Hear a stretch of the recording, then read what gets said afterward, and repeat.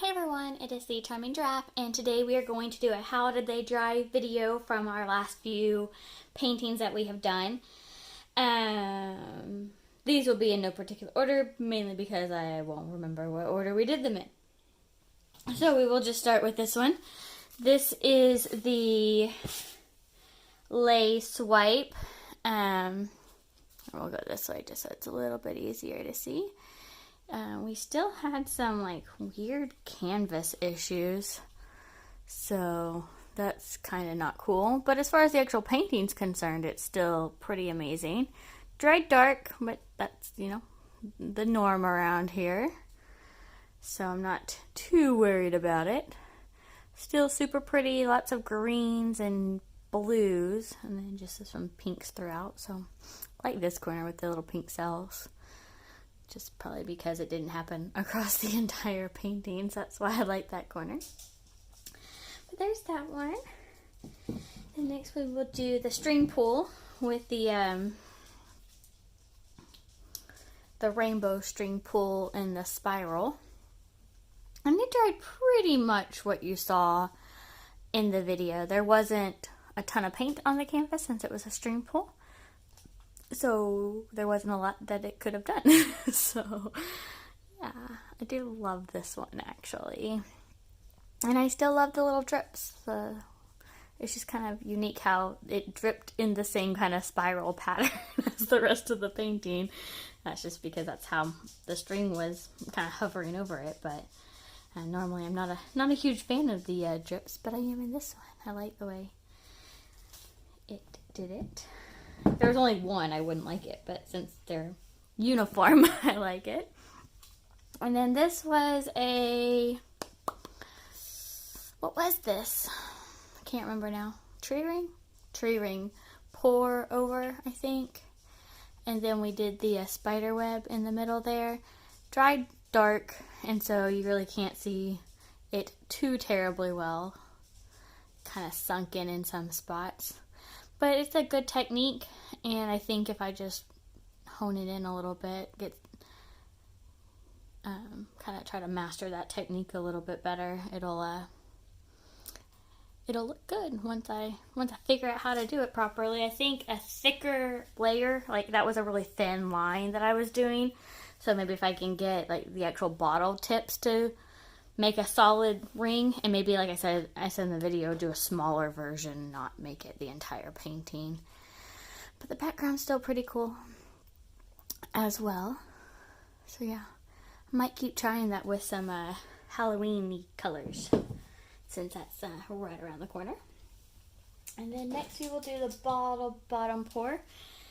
This is super dark, and it's dark to you, but it's even darker in person. Yeah, I will probably seal this without doing anything extra to it, just to see how much the colors pop, because this was those new paints by Daler and Roney. So I want to see how the finish on this will help those colors come to, because what you see right now is pretty good color. I mean, it's dark, but in real life it's even darker than what like to my eye versus what I see on the camera. Night and day. Like, it's very colorful in the camera, and it's not so much in the real life world here. So yeah, we'll see. Fun new paints to play with. It's still pretty. It's just super crazy dark. So darker than what you guys are seeing. And then we did the tree ring with the Deco Art satin enamel to make that cloud effect. So we got that cloud effect on half of the piece, and then it tried a little bit over here. I'll do the close-up. Well, this was a fun experiment. I thoroughly enjoyed this.